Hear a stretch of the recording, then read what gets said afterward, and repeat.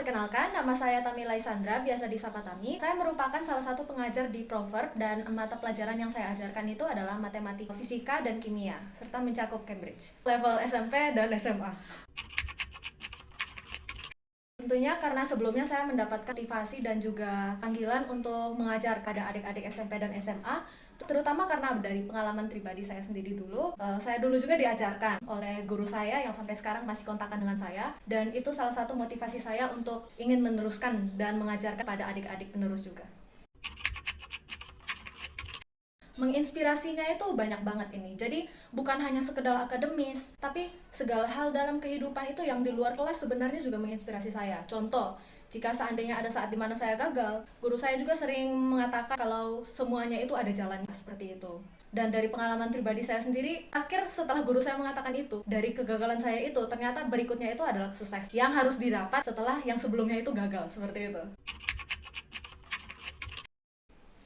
Kalau dari awal saya cukup yakin, terutama mungkin karena dulu saya punya sering pengalaman juga ya ngajarin ponakan saya yang masih kecil, terus pas di sekolah juga saya sering ngajarin teman saya yang datang untuk bertanya minta diajarin. Jadi begitu join nggak sepanik itu juga ya anggapannya. Jadi yang penting kita yakin saja dan juga percaya diri untuk bisa mengajar materi-materi yang kita tahu dan diteruskan ke adik-adik gitu. Serta saling berbagi pengalaman juga. Jadi bukan hanya kita mengajarkan adik-adik, tapi kita juga belajar dari orang lain, baik dari adik murid ataupun dari orang tuanya. Semuanya jalan dari atas ya. Jadi dari pengalaman saya begitu daftar di Proverb, gak lama setelah itu cepat banget langsung ada murid yang mendaftar ya, Cek Erlin. Dan untuk timelinenya sendiri sangat cocok dengan keadaan saya nanti, jadi dipercayakan pada saya dan sampai sekarang ini masih sangat lancar, sehingga saya sangat bersyukur dan berterima kasih juga kepada Proverb yang sudah memberikan murid tersebut kepada saya.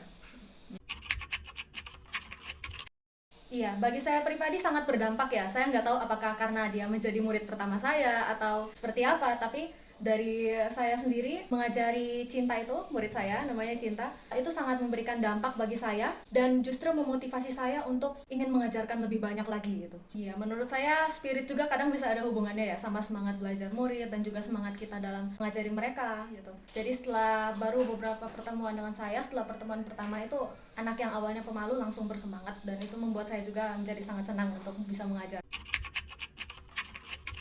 Oh, pastinya sebagai struggle itu sifat yang sangat manusiawi sih kalau menurut saya. Jadi kadang dalam pengalaman pribadi pun pasti ada struggle, baik dalam hal kita mungkin berusaha mencerna pelajaran atau struggle-nya di luar aspek yang lain. Contohnya ada masalah di luar pelajaran yang membuat kita susah mencerna, ataupun struggle waktu pun bisa kan, waktu untuk belajar gitu kurang, itu juga bisa menjadi struggle gitu. Kalau dari pengalaman saya ya kita hadapi saja, banyak berdoa dan juga kita harus pikirkan jalan keluar untuk struggle yang ada.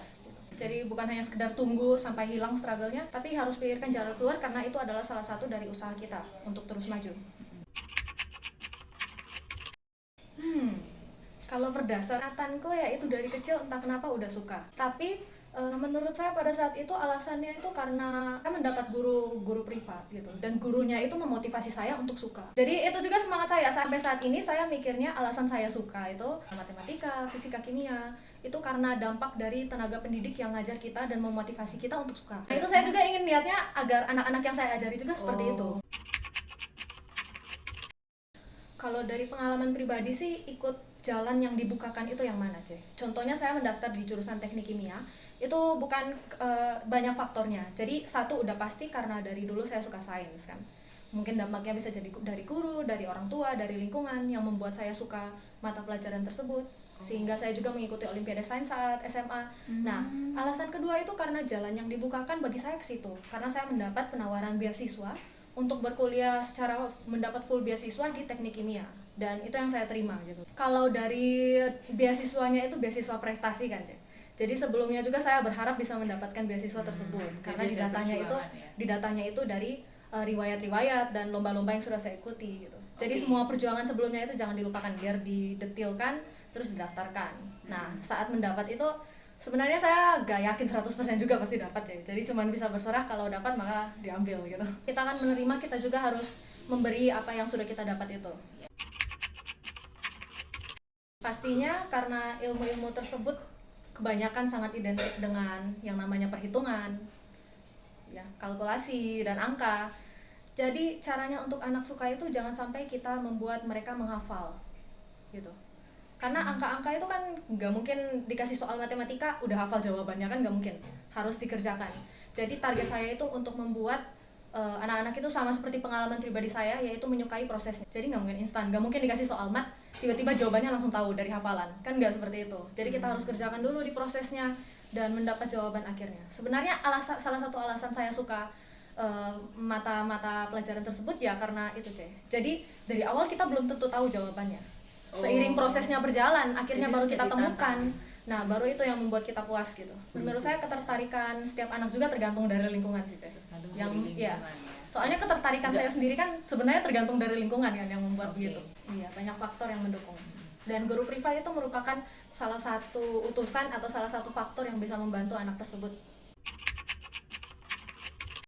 Kalau dari saya pribadi, tentu saja karena sudah pernah mengalami jadi murid juga, sudah pernah belajar dari nol, dari baru tahu angka kan. Yang pastinya itu kita harus belajarnya dari konsep, bukan hanya menghafal gitu. Ibaratnya saat kita belajar pas SD dulu, perhitungan, perkalian, itu kita bukan sekedar menghafal perkalian 1-20 kita hafal semua hasilnya. Tapi kita tahu konsep bagaimana kita bisa mendapat angka tersebut. Dan itulah yang melahirkan anak-anak yang bisa menghitung di kepala mereka tanpa menggunakan kalkulator. Kadang ada yang seperti itu aja. Misalnya 20 kali 21 gitu. Bisa dihitung sebentar, langsung dikasih tahu seperti itu. Itu kan bukan karena anak-anak itu menghafal dari 1-1000 perkaliannya, makanya langsung tahu. Tapi mereka paham konsep dari perkalian itu sendiri. Itu contoh simpelnya. Kalau dari pengalaman dulu ya, itu kalau menurut saya struggle-nya tidak terlalu berat gitu, masih bisa ditanggung oleh kita.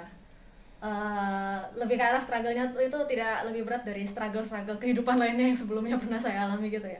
Mungkin karena sudah studi lebih dulu, mendalami lebih dulu mengenai sistem pendidikan anak-anak di sini. Dan tentu saja karena kita tidak perlu terlalu berpatokan pada perbedaan sistem itu, tapi kita itu berfokusnya itu pada intinya, karena inti dari semua mata pelajaran itu kan sama. Karena sudah fokus pada intinya, jadi untuk menyesuaikan kepada sistem yang berbeda itu harusnya lebih luas gitu. Materialis seperti itu nggak bertahan lama. Yang bertahan lama itu apa yang kita ajarkan ke anaknya, atau pola pikir seperti apa yang kita ajarkan, yang kita sharing lebih tepatnya pada anaknya, dan apa yang kita pelajari dari anaknya, itu yang bertahannya sampai ke depannya. Kalau uang mah bisa sehari habis kan. Faktor utama itu yang berpengaruh besar itu pola pikir. Pasti tiap orang kan punya latarnya berbeda-beda gitu. Ada yang punya kesulitannya masing-masing gitu. Kalau dari pegangan hidup saya selama ini, apa yang bisa kita bantu untuk orang lain ya kita bantu aja gitu. Contoh struggle, misalnya ya, mungkin pas SMA itu yang paling simpel aja. Jadi pas SMA misalnya saya mendaftarkan Olimpiade Sains, dan saat itu kan saya kan lolos sampai nasional. Di nasional itu tentu saja seperti banyaknya peserta ya, saya berharap juga biar bisa lolos kan, Nah, namun pada saat itu saya berhenti di tahap nasional. Tentu saja itu dihantaman besar karena membuat saya sedih, apalagi preparasinya kayak udah 1 tahun seperti itu.